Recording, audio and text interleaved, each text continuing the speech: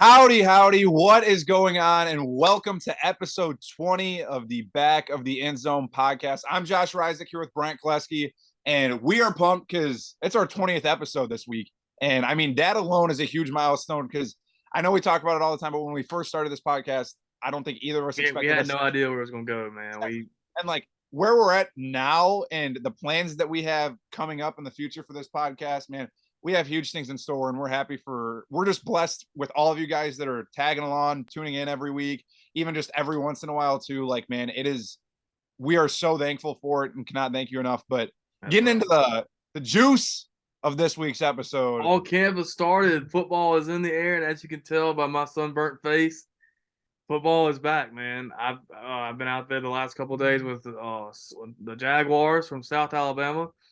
They look pretty good. Not gonna give away too much because I do work for them, and I'd hate for them to see this. But anyway, I think they'll beat Tulane week 1, but that'll come. But man, football's in the air. The Hall of Fame game was this week. Exactly. So I mean, like as of right now, there's football every single week until February.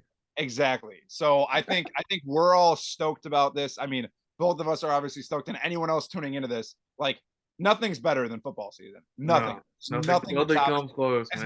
As huge as a baseball fan as I am, like a Chicago Cubs fan, they're hot right now. By the way, if y'all didn't know, but I mean, the Astros are going back to back now that they got Justin Verlander. No, cheaters. But enough of baseball. There's like a lot of that to go to. Football is in the air, and now that fall camp has started, there's some debatable topics that we're getting into because at a couple really big schools, there's some huge quarterback battles going on, and there's a bunch of questions around some of these schools. Questions and all these things. I mean, really, Georgia doesn't have a definitive quarterback. Ohio State doesn't have a definitive quarterback. Alabama, probably the biggest. I don't want to say biggest quarterback battle in Bama's history, but really most intriguing because it's a 3-way battle between guys that. First of all, 2 that couldn't separate from each other in the spring, Jalen Milroe and Ty Simpson. But now you got a transfer and Tyler Buckner coming in, and we'll talk about that once we get into it. But man, a lot's gonna unravel this next month, and even with some of these quarterback battles or some of these questions as some of these teams, you might not get a definitive answer. Going into week 1, it might take a couple weeks for you to exactly. And we saw that last year with Michigan too, between J.J. McCarthy and Cade McNamara. They battled it out between the first 4 weeks. Yeah. And I mean, we could see that with some of these teams like Ohio State, Alabama, and a couple other bigger schools. But leading into the next topic after that, we're going to be talking about some of our Heisman sleepers, maybe not sleepers, but some of the other people. I'll give my pick to win the Heisman, but some sleepers. And if I was on the committee, who I would choose, but neither one of these guys are probably going to win it just because it's a quarterback. Your sleepers are off. Your sleepers are off, Brian. You don't even have actual sleepers. So come on now. No, they're sleepers if you look at what kind of position they play. I mean, it's a quarterback centric award. I mean, I think there should be more leniency towards other positions, especially. And I mean, it's just how it is. Like the only reason why Devonta Smith won a couple of years ago is because that was arguably one of the greatest wide receiver seasons ever. And it's like the thing is, anyone other than a quarterback has to have one of those top tier elite Hall of Fame type, like, you know what I'm saying? Just one of those crazy seasons for them to even get close to even getting the Heisman. Yeah. And it's like, there's a lot of debate with that, but we'll dive into that. After that, some stuff with conference realignments, because there is lots of talk right now with all the realignment stuff, especially the Big Ten. It's ramping up, man. And you think, with the season right around the corner, they table this stuff for next offseason. Nope. It is full swing with this conference realignment stuff. And I think it comes sooner than later. And we'll dive into that. It's probably going to come before the season starts. So less than a month away until college football starts, until week 0. And that's right. I mean, it could not be more excited. And then there's some other news too in college football that we're going to dive into. In the state of Iowa. Yeah, kind of funny, but I mean, it's a little messed up at the same time. But lots of crap going on in the college football world. But I mean, we're just happy for football to be back. That's right. And we're happy that y'all are tuning into episode 20. And man, let's get right into it.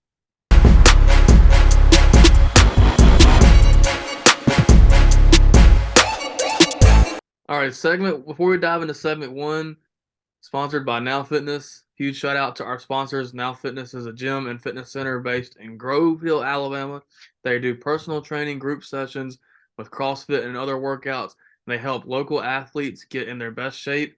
Call 251-269-3065 for more. They've been a huge help to us this summer with their sponsorship. So has 251 Pool Work. Shout out to them as well. But man, this going into fall camp, there are some huge questions at the quarterback position for a lot of teams, especially in the SEC. Then you got Ohio State bat with a quarterback battle. The one I wanted to discuss first, and it's on everybody's top quarterback battles ranking, is Alabama's.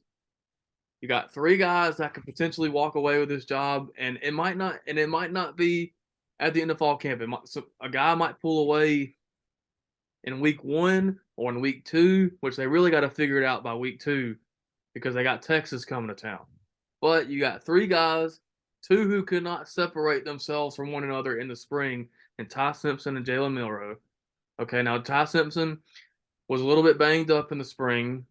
I think it was a shoulder or an elbow, or it was something in his arm. I can't remember.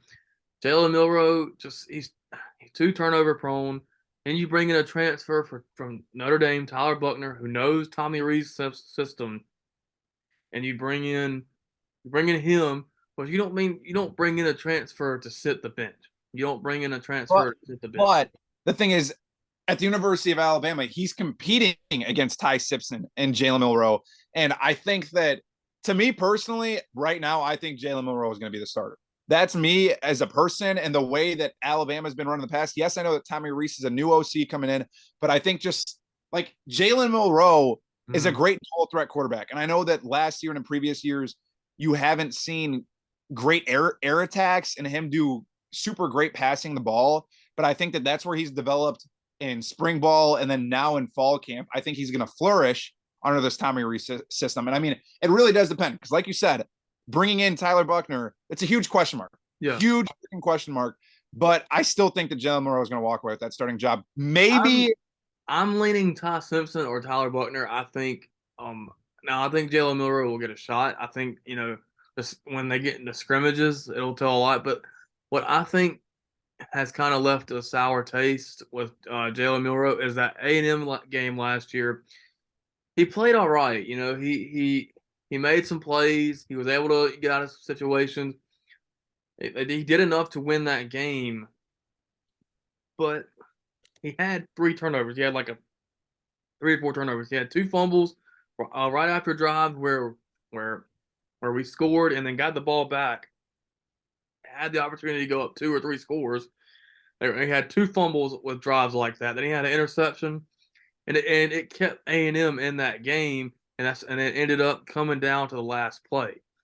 So I think with Milroe, now he has the most experience. I mean that's one of the things that comes with Jalen Milroe. He has the most experience. Him and Tyler Buckner, Ty Simpson. There's not really anything there. I mean, he's played some snaps, but not any meaningful snaps. But well, if he can find some consistency, if he can find some consistency with throwing the ball, keeping the ball out of harm's way, because like we were talking about in the spring, when we had Jake on, we talked about this. If he can just throw it well enough, if he can just keep the ball, you know, And I think that he will be able to. I think that he's had plenty of time to just work on that and practice and just yeah. work on his craft. And I mean, we'll see it come week one, whoever the starter is. And I mean, even Alabama, we haven't seen in the past, but I think they might play around with it week one, week two, maybe play around throwing different guys and see. They gotta watch.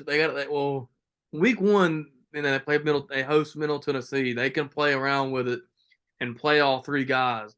But For week week two, they two. really have to have a guy. They have to do something because they got Texas coming to town, and they have a quarterback. They have a quarterback that they're sure about, and Quinn Ewers, and he's probably got a sour taste in his mouth after going out of the game last year, hurt. So they got to figure out something. Now, you might not know till week two because I remember the last time Bama had a quarterback battle like this. It was in 2015, they just lost Blake Sims. You had Cooper Bateman and you had Jake Coker, and they both started like they both started one game each. They lost to Ole Miss early in the season, but then they came. But that was their only loss, and they stuck with Jake Coker, and Jake Coker and eventually ended up succeeding and leading Bama to a national title that year.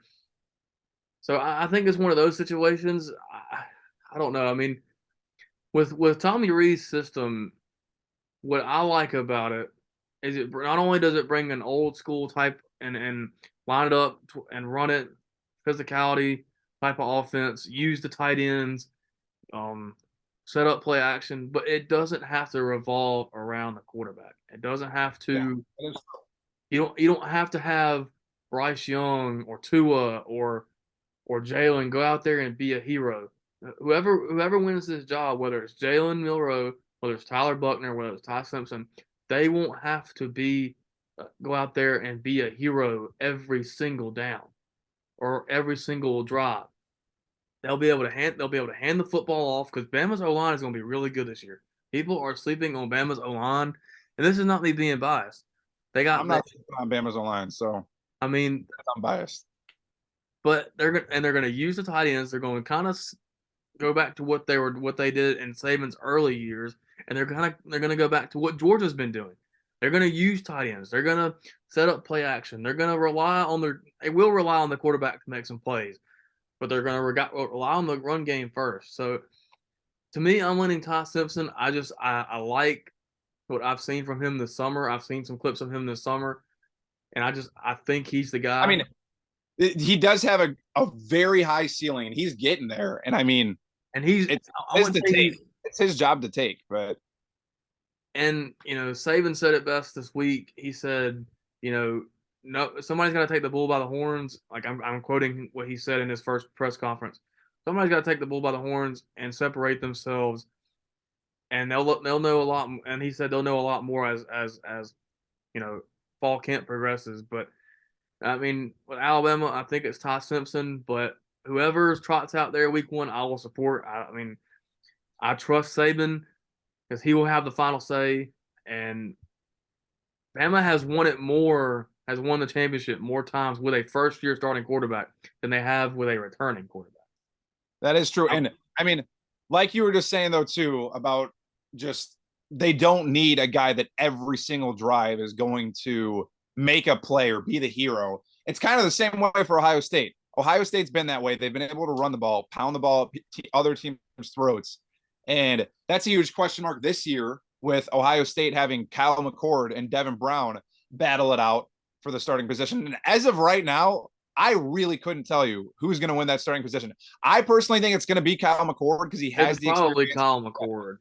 And that's what I think too because he already has the experience. He's played in lots of games. He's done really well. And he's played with Marvin Harrison Jr. He's already got that chemistry and connection. Played with Marvin Harrison Jr. in high school. So it's like you already have that connection with the best receiver in the country.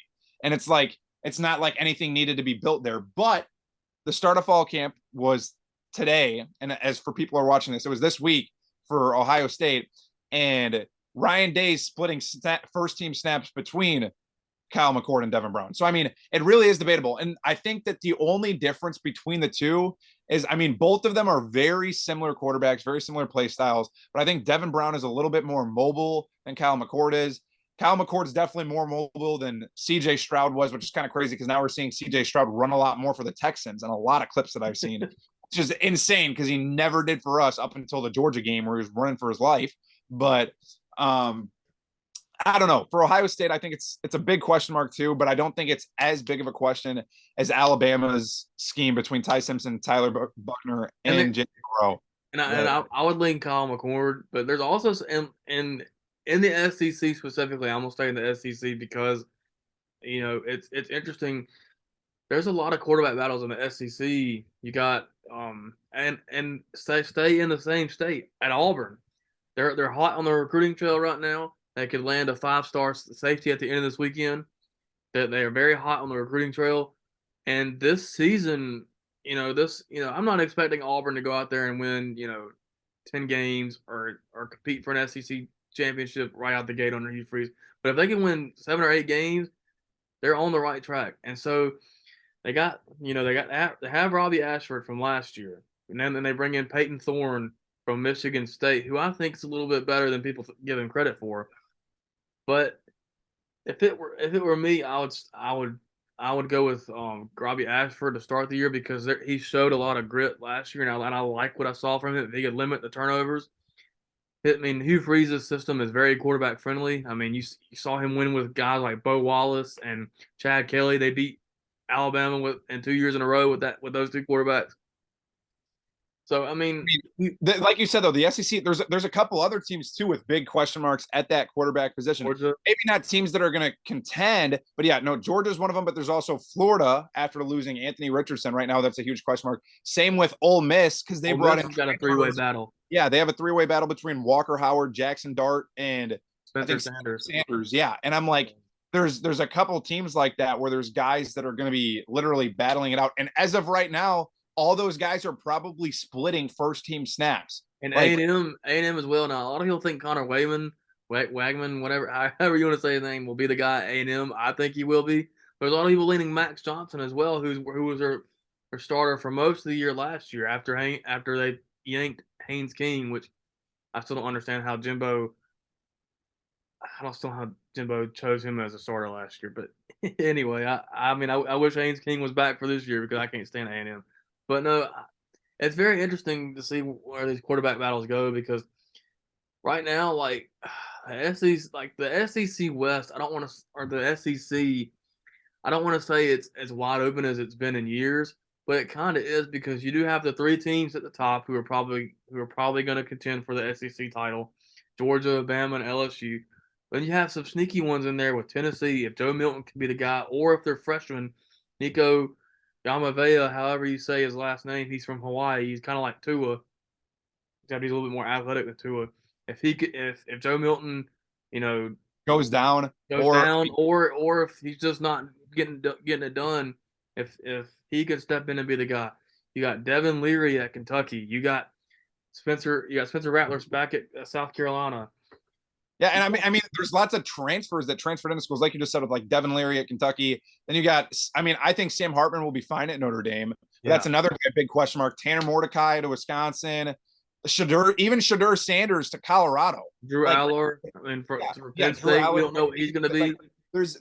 And every year, obviously, yes, there's going to be big quarterback questions. But I mean, one that I'm excited for too, just like thinking about it, like Shadur Sanders at Colorado, we really don't know how he's going to pan out. There's a lot of what Colorado's going to do in general. Their schedule, man, is just tough. Their schedule is very tough, and I mean, I think Shadur will be fine, but I mean, he still hasn't proven himself in a Power 5 conference. Yeah. So you can't hype him up too much. You can't set him down too low. And I mean, I think he'll be fine under Deion's system because I mean that's what he's been playing in his whole life. But I mean, man, it'll be, and especially with Colorado too. I mean, going back to the realignments, Colorado going to the Big 12, like. Yeah.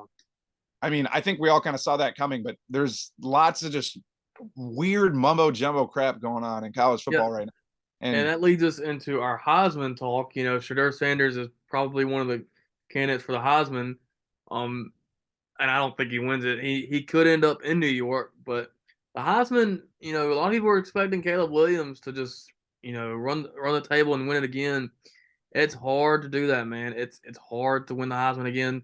A lot of people thought Bryce Young could do it again last year, and had he not got hurt, he could have. But it's just hard to do that. But if I were on the Heisman committee, and we're going to talk, and Heisman, has become more of a quarterback award. I don't understand. It's supposed to be the best player in college football, which Caleb Williams was last year. You could argue he was or wasn't, depending on who you go for, but he was one of the top players in college football. But if I were on the committee if I were voting for the Heisman, my first 2 guys on the ballot would be Brock Bowers from Georgia and Marvin Harrison Jr. Those 2 guys, arguably, both of them arguably the best at their position ever. Like I wouldn't go that far, but in college football, they're the best. They're the best 2 players in college football, in my opinion. And I will say this about Brock Bowers. just about everything that Georgia does on offense, and I've watched some people break down Georgia's offense on film. Everything that just about 80% of what Georgia does on offense runs through Brock Bowers. When you see them line up wherever Brock Bowers is, whether he's on the line as a tight end, as a true tight end, whether he's in the slot, whether he's split out wide, whether he's in the backfield as an H back, or even if if they stick him at tailback, which they probably could, and he'd have a few touchdowns. The defense adjusts to him, wherever he is, they will, whether he's in motion, whatever he's doing, the defense will adjust to him, and they will put 2 to 3 guys on him and focus on him, and that's what. And not only just Brock Bowers, but their tight ends, their other tight ends like Darnell Washington, who's with the Steelers, but Brock Bowers, even when he's smothered, can just go up and outman a Dude, he is a freak linebacker athlete. He is a or freak safety athlete. for football, and he can just bully people, man. If he helps out Georgia so much, and I mean, the same goes. I mean, like you said that your top two are Marvin Harrison Jr. and Brock Bowers. I mean, and we obviously know about Marvin Harrison Jr., but another guy that we talked about before the episode, Blake Corum. Blake Corum as well from Michigan. You think about Michigan. I mean, yes, this past year, like Michigan's phenomenal. They're a phenomenal football team. They'll probably make it to the college football playoff again this upcoming year. As much as I hate to say that, they probably will. They're not going to win the national championship. I'm telling you that right now. But one guy that they have is Blake Corum, who literally carries that team every single down. You could tell me every single play that they're going to hand the ball off to Blake Corum, and he's going to run it up your throat. It doesn't matter if you're like sending all 11 on the field to exactly where Blake Corum is. He's still going to pick up decent yardage every single down, if not score a touchdown. And like, he's just one of those phenomenal running backs that could also be up there in the Heisman conversation. And I mean, when we're talking other than quarterbacks, I think those are the top 3 that are up there. Yeah, between Brock Bowers, Marvin Harrison Jr., and Blake Corum. And like Blake Corum, if he had not gotten hurt last year, he probably would have made it to New York over Stetson Bennett. Because last year was 4 quarterbacks, and we were discussing this before the show, like the last 3 positions, or the last 3 guys that weren't a quarterback to win the Heisman were all Bama guys. But I think what Devontae Smith did by winning the Heisman as a receiver in 2020, I think he kind of opened up the discussion a little bit more. Yeah, he definitely opened the door. I think he opened now the 2 after him were both quarterbacks, but when Bryce Young won it, you had Bryce Young, C.J. Stroud, and Kenny Pickett in New York, but you also had Aiden Hutchinson, who was a defensive end. Should have probably had Will Anderson over C.J. Stroud or Kenny Pickett. No shade. Just Will Anderson had a great season that year, but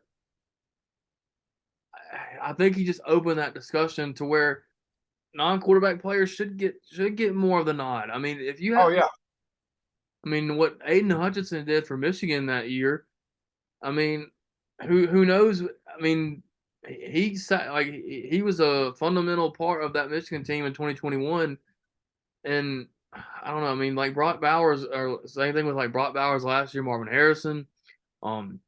You could argue, Joe Burrow won the Heisman in 2019. You could argue that his 2 receivers could have been there, Justin Jefferson and Jamar Chase. Yeah, they could have been. And I mean, I think it's time to open the discussion more. And I think Devontae Smith has, by winning that as a receiver, has done it a little bit, but still not enough, because you're still seeing more quarterbacks go. I think it should be, because it says best player in college football, not best quarterback in college football. There is an award for that. It's called, I forget what it's called, but I just think it should open the discussion up. I think, if we're going to continue to talk about sleepers, diving into the quarterback position, I think one guy that can seriously be a sleeper, I don't even know if you're thinking about this guy for the Heisman, and this really is a long shot, so you can't come at me for thinking this, but I think Quinn Ewers could be up in that conversation. If he beats Bama week 2 in Tuscaloosa, And if the thing is, last year he didn't put up the stats, didn't put up any of those numbers that anybody was anticipating. But with how highly this kid was recruited, and I know that stuff like that happens, he could end up being a bust. But I mean, last year got hurt. I feel like he still wasn't fully healthy the whole entire year. And I think one guy that could be in New York come, what is it, January? It could be Quinn Ewers. And I mean, that really comes down to the fact that they have to beat Bama week 2, and they have to go on undefeated and win the Big 12. I think that's the only way that he will be in that conversation, and if he puts up those numbers. But I think that it's doable with what he has around him. So my sleeper at the quarterback position is Bo Nix, and I can't believe I'm saying that because I'm an Alabama fan. I can't stand Bo Nix because he played at Auburn. I can't stand that either. But if Bo Nix has the type of season that he had last year, they don't have Georgia on the schedule this year. They go to Texas Tech, which will be a battle. I think Texas Tech will be a much better team than people think. But they'll go to Texas Tech. Then they'll play their they'll play USC. They'll play Utah.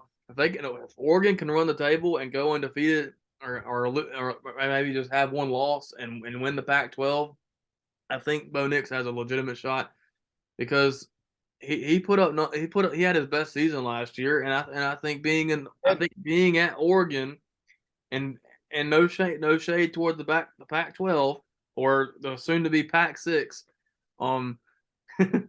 Pac-0, man, come on now. I don't know about all that, but we'll talk about that later. But no shade to the Pac-12, but y'all don't, I mean, other than a couple teams, y'all don't play defense, man. So I mean. So he has a chance, but my pick to win the Heisman is Blake Corum. I think Blake Corum ends the running back drought. The last one to win it was Derrick Henry. I think he has a chance to do something special if he can stay healthy, and he'll be behind a great Michigan offensive line. I think now, I mean, you don't know. I think Blake Corum wins it this year. Blake Corum could win it, but I mean, if we're talking non-quarterback, the person with the best chance, it's Marvin Harrison Jr. It is. I'm telling you. It really just depends on what kind of numbers he puts up, and I mean, depends on his quarterback. He stays healthy, and if he stays healthy too, that's the other thing too. Like everyone last year was saying the same thing about Jackson Smith-Njigba being up in that conversation, and then come week 1, injures his hamstring against Notre Dame, and then was never the same after that. And I mean, it sucks to see it, and I don't wish injury upon anybody, and I pray to God that it doesn't happen to Marvin Harrison Jr. But like, if he stays healthy, and if he has way better of a year, because last year he had a phenomenal year, and I mean, we all know that if he has a better year than he had last year, which I think he will, he's winning the Heisman. Yeah, I could see that too, but I mean, if I had to go with a quarterback to win the Heisman, it'll probably be either Caleb Williams or Drake May, but that's just, to me, that's just so vanilla. I would like to see somebody. Yeah, spice it up. Come on, let's get. I want to see a non-quarterback win it. Like, and don't get me wrong, if a quarterback deserves to win it, like Bryce Young and Caleb Williams did the last 2 years, give it to him. But man, don't just it's like the NFL MVP as well. The NFL MVP, I can't tell you the last time a non-quarterback has won. I think it was Adrian Peterson. It probably was in what, like 2008 or like 2011 or 2012. I don't know. But and that was like what 10 years ago, 11 years ago. 10 years ago. So it's like, man, it's sad to see where it's going. I mean, it's understandable, but I mean, at the same time, if it's going to be an MVP, like, give the other guys a chance. Like, because you could argue, you were talking about NFL. Justin Jefferson has the best chance to win the MVP this year out of any non-quarterback. Oh, easily. So you never know. So I mean, but I'm picking Blake Corum to win the Heisman. But if it was my choice, if I was voting, my first 2 guys on the ballot right now would be Brock Bowers or Marvin Harrison. But you never know. I mean, you never know. Some guy can always rise up and win it when you don't least expect it. But I mean, that's the truth. So. Yeah, I don't know. And I think this is going to take us right in a segment 2 with some of the juicy juice that we have coming up. Some of the off the field stuff. I'm telling you, the best burger that you will ever bite into. There's some good stuff in there. So that's what we got in segment 2. So.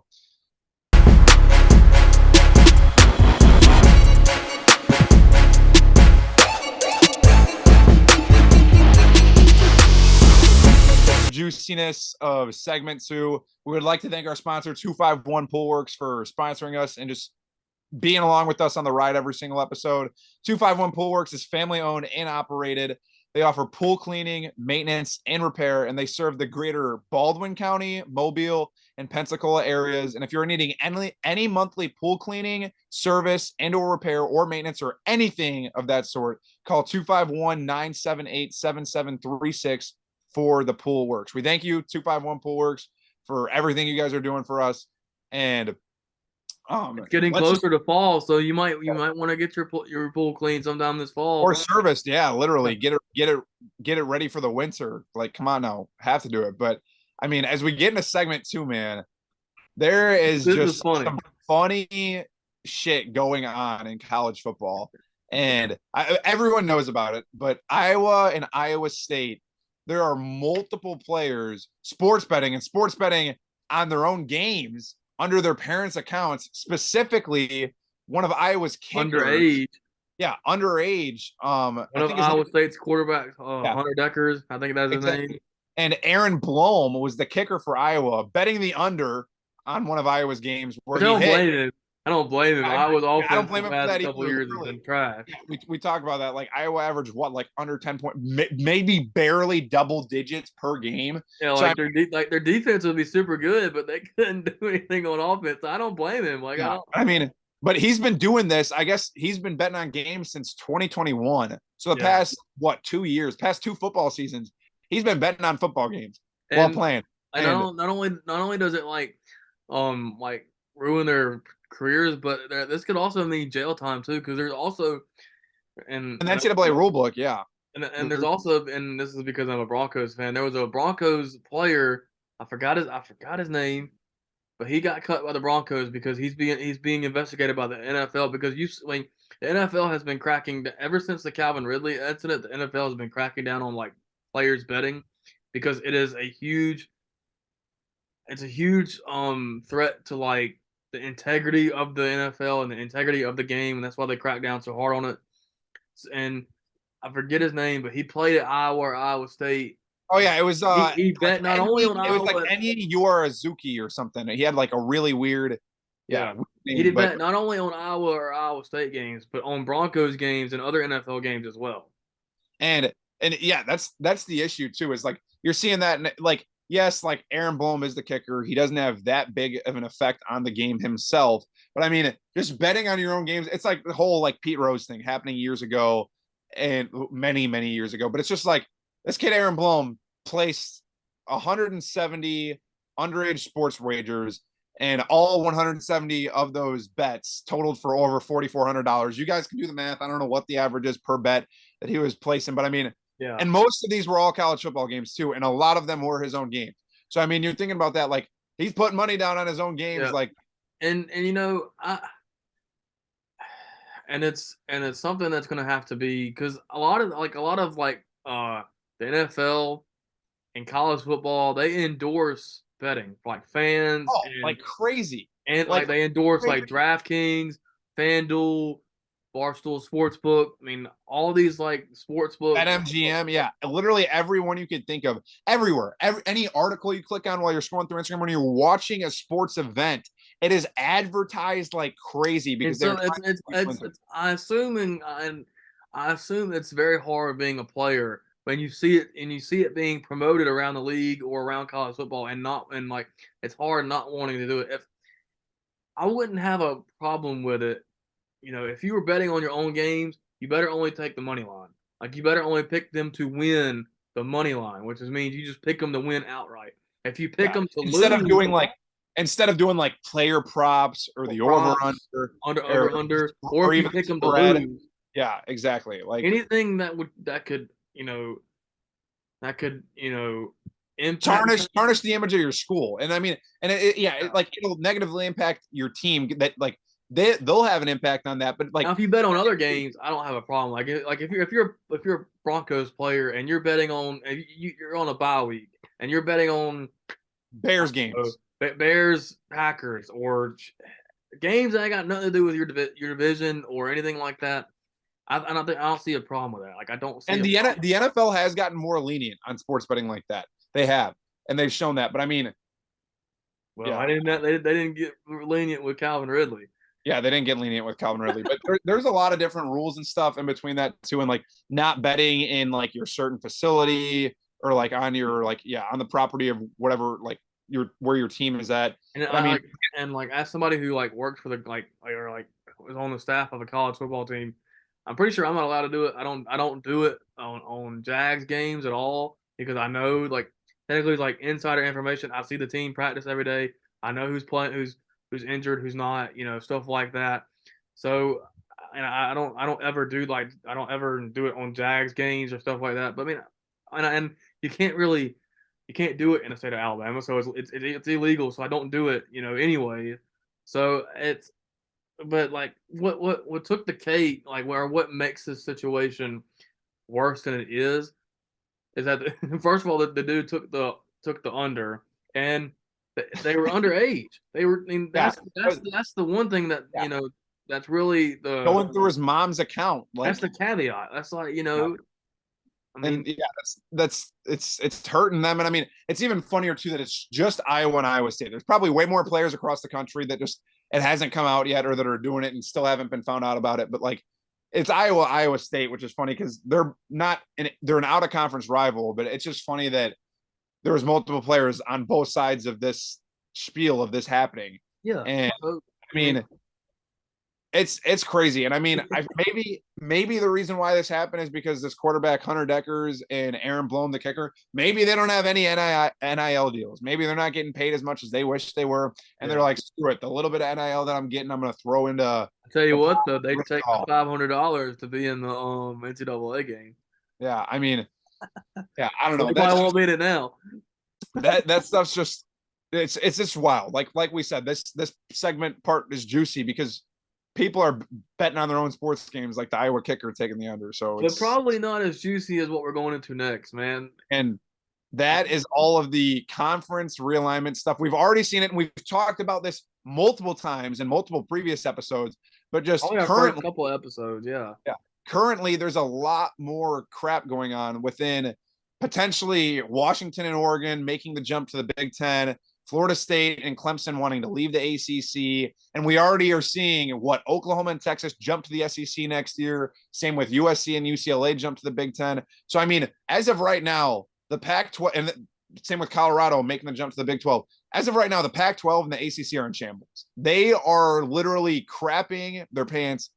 Like, I would say the Pac-12 more than the ACC because the ACC has their media rights deal. Has a big stronghold on basketball, but like I said this in the intro. If you think with the season, coming up in a few weeks, they would table this stuff for the next offseason. No, that they are not waiting. Like this is happening right before our eyes. Like I read something today that Arizona's been really the topic of the week because once Colorado made their jump last week, the next domino to fall was Arizona, and they've been the topic of discussion this week because they've been having board meetings all week. What's killing the Pac-12, and I don't know if it's the school's fault or if it's just the ineptitude of the leaders within the conference. I have somebody I talked to in Utah. She covers Utah sports and she knows the Pac-12, and really what it is they can't figure out their media rights deal. They there's been talks about them joining Apple with Apple TV, but with ESPN going, ESPN having media rights deals with the ACC, SEC, Big 12 coming up. Then you have CBS, NBC, and Fox going with the Big 10. Fox is also with the Big 12, NBC with Notre Dame, and the Big 12, the Big 10. There's not a lot of room for the Pac-12 to get one of those huge media rights deals, and so they're forced to go to streaming. Exactly, and I mean, and it's hurting them either way, and that's why all these teams are leaving, and that's why me personally, I don't know, I have a feeling that I know this is very unrealistic, but like as of right now, it's like should the rest of the Pac-4-6 merge with the ACC? And I know that sounds ridiculous because I don't know, completely different sides of the country, but I mean, or will those two will the Pac-12 just turn? They just dissolve altogether. I think if if you're talking about either or, the Pac-12 Pac-12 definitely. goes to the Big 12, and then the ACC kind of merges in with the SEC. But I mean, Well, I don't the thing about the ACC is when they negotiated their most recent deal, they loved it. It was like in 2016, 2017, they were negotiating with a deal with ESPN, ABC. It's like a six. It was like a. It's like a. Oh shit, I can't remember. It's a big deal where it lasts till 2036. Their media rights deal lasts for another 10 years almost. Like it's crazy how long their deal lasts, and they can't get out of it because now the SEC the deals that the SEC and Big Ten have negotiated. Think about this: Vanderbilt, who's terrible in football but is good in just about anything else in academics. And for football TV revenue, they make 40 million more per year than Clemson or Florida State or any of your top teams in the ACC or in the Pac-12. Imagine Vanderbilt, who they make 40 million more per year in revenue yeah, that's than insane. your top schools in the ACC who draw the most attention in the ACC. That is crazy, and you can see why they're wanting to leave because they can't get out of that deal, and the ACC won't renegotiate. And I think they feel like they deserve better. They feel like they deserve to be in that, especially teams like Florida State and Clemson or I don't know, Oregon and Washington. They deserve. I think they deserve because. And I heard somebody talk about this on the radio. I think it was Colin Cowherd. He said they're football schools. Like I don't know, man. It's just it's crazy. Like it's I crazy don't to know. think that this is happening so fast. It is. But I mean, going back to what I was saying, I seriously, I mean, I know it sounds literally ridiculous, but I could see some Pac-12 teams and some ACC teams somehow merging together. Like who knows? There's some big matchups that could still happen out of that. It would be completely on the other side of the country and the nation. I think within the next 5 to 6 years, I think we'll have three super conferences. I think the Pac-12 will dissolve. I think the ACC will dissolve. I think we'll have the SEC, what becomes the Big Ten. I don't know if you can name it the Big Ten Still or the going to be Big the Big 12, Ten. but I think Always we'll has have been, three always will super be. conferences. I think you'll have three super conferences, and then everybody else is. Now you might see conferences like the AAC get bigger. The Sun Belt might get bigger. I mean, The Mountain West. Mountain Yeah. West. The only way the Pac-12 could survive, and I don't know if they could survive this or not, even if Oregon and Washington, because the main schools from the Pac-12 that are talking about leaving, other than Colorado, is Oregon and Washington to the Big Ten. Then you have Arizona, and it's believed that if Arizona leaves, Arizona State will leave, and then Utah will leave as well. So let's see, USC, UCLA, Colorado, Oregon and Washington, uh, Arizona State, and Utah. That's 8 of your schools leaving. Gone. Yeah. You For would have good. to add 8 more schools, and you got Boise State, who I don't know if they'd want to do it anymore. San Diego State, has recent success. I mean, you'd have to add a good bit of schools, and I don't know if there are in it now. Boise State and San Diego State probably have the best resumes to probably join the upper echelon, but you just don't know.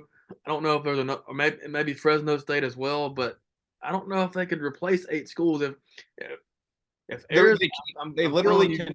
And I'm telling you right now, Arizona this week has been in deep discussions. If they announce within this weekend that they are leaving, Pac-12 is done. I'm calling that. I mean, Washington and Oregon, I mean, are kind of already locks to the Big Ten too. I wouldn't say that like They're, the big. they're there. They're there. And the thing is, they meet academic standards. They meet Big Ten standards. And with USC and UCLA already coming, like, why not Oregon and Washington? As much as I hate to say it, but it's going to happen. Where Well, else are what's funny about that, and we were talking about this before we started the show. I saw today, and you've kind of seen it a little bit this week. 2 weeks ago, Oregon had a recruit posing with an Oregon uniform. It had the Pac-12 logo on the. But today, or like sometime this week, I saw another recruit, one of the best recruits in the 2024 class, posing in an Oregon uniform, and it didn't have the Pac-12 logo on it. So so maybe that's a hint. And speaking of Florida State, Also, Florida State's been the topic. It's been Arizona and Florida State have been kind of the two that have been the big discussions this week. They had a board meeting or something, and a former Florida State player who's on the board of trustees, I forgot his name. He said it's not a if we leave the ACC, it's how and when and where do we go. So I don't know. It's Yeah, it's crazy, man. It's just I mean crazy, everything's falling especially with the apart. season coming up. And thinking about the ACC too, like thinking about stuff falling apart like this, basketball wise, like the ACC runs it. They do. And Mm. I mean, history wise, It's not in the ACC. They steamrolled through everybody in the tournament. okay, well, the ACC historically has always been good. I mean, I know that's just thinking of like Duke and And UNC. Bama's a powerhouse in basketball right now. I mean, they are. I can't disagree with that. I mean, like he's thinking about other sports too and how all of these conference realignments are going to affect. Because I mean, we're just talking football, but thinking about baseball, basketball, like soccer, volleyball, like just every other sport on these campuses. Like there's going to be lots of crap going on and lots of different rivalries brewing and Don't starting. matter. The SEC is better than all of them. It just means more. Just means more. Knew you were going to say that, but yeah, I mean, Who won it in football? Who won it in technically Oklahoma won it in softball, but they're coming into the SEC. Oklahoma softball is a dynasty, man. I don't care what you say. Nobody is catching Oklahoma. LSU just won it in baseball. I mean, we'll see what happens, Brian. Just wait. You'll see once. Auburn is always up there in equestrian. All I can say is just wait. You can keep saying it just means more, but I'm just going to tell you to just LSU won it in women's basketball. I'm done talking about it. Just means more. All right. Well, that's all I got. Yeah, whatever you say, Brian. But I mean, yeah, we'll see what happens in the coming weeks with the Pac-12 and how everything kind of falls and the domino effect continues to calling it. If Arizona announces they're leaving, Pac-12's done. And I mean, we'll also see, who knows, maybe within the next upcoming weeks, there's going to be a couple more players getting found out about sports betting, maybe even some bigger players. I mean, we'll see. Hopefully no Broncos players. We've already had enough.